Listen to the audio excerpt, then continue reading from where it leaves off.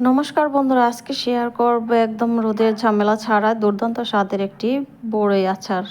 ভিডিওটা অবশ্যই আপনারা শেষ পর্যন্ত দেখবেন, ভালো লাগলে একটা লাইক করবেন। তো তার জন্য আমি নিয়ে নিয়েছি 1 কেজির মতো বড়ি। বড়িটাকে আমি 3 থেকে 4 ঘন্টার মতো ভিজিয়ে রেখেছিলাম। ভিজিয়ে রাখার পর এরকম ফুলে ঢোসা ঢোসা হয়ে গেছে। তো এখন আমি এই বড়িটাকে বানাবো। তো তার জন্য আমি এখানে নিয়েছি মৌরি, ধনিয়া, জিরা আর শুকনো লঙ্কা ভেজে নিয়েছি।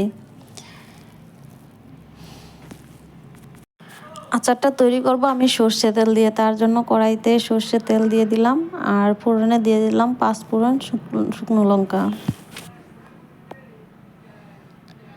তারপর দিয়ে দিলাম বড়িগুলা দেওয়ার পর কিছুক্ষণ নেড়ে চেড়ে কষিয়ে নেওয়ার পর দিয়ে দিলাম দারচিনি, 2টো এলাচ। দারচিনি আর এলাচ দিলে আচারের ফ্লেভারটা খুব ভালো হয়। তারপর আমি দিয়ে দিলাম নুন, শুকনো লঙ্কা গুঁড়া। আচারে একটু বেশি শুকনো লঙ্কা দিলে ঝাল ঝাল হলে খুব ভালো হয়। তারপর নেড়ে চেড়ে এখন দিয়ে দিব আমি 1 কাপ চিনি।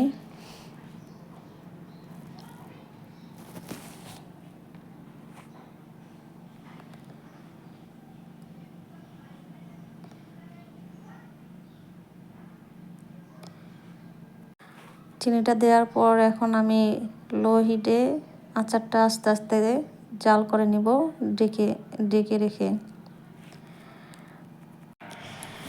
এখন ডেকে রেখে আমি কিছুক্ষণ পর নেড়ে দেবো। তারপর ঢাকনা খুলে দিয়ে দিলাম একটু ভিনেগারটা দিলে আচারটাকে নষ্ট হওয়া থেকে রক্ষা করবে, তার জন্য ভিনেগারটা দেওয়া।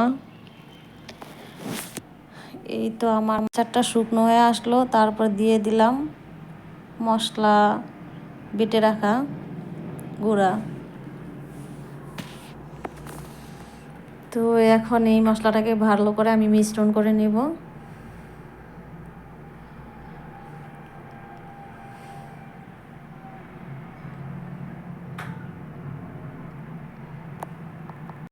আচারটা খুব সহজেই বানানো যায়। বড়ির আচারটা বানাতে বেশি লেট হয় না।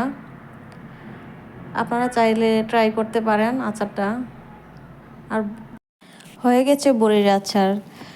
তো এই আচারটা আপনারা বাসায় ট্রাই করতে পারেন, কারণ এই আচারটা খুবই টেস্টি হয়। ছোট বড় সকলেই খেতে পছন্দ করবে। আর রোদের ঝামেলা ছাড়াই এই আচারটা তৈরি হয়ে গেল।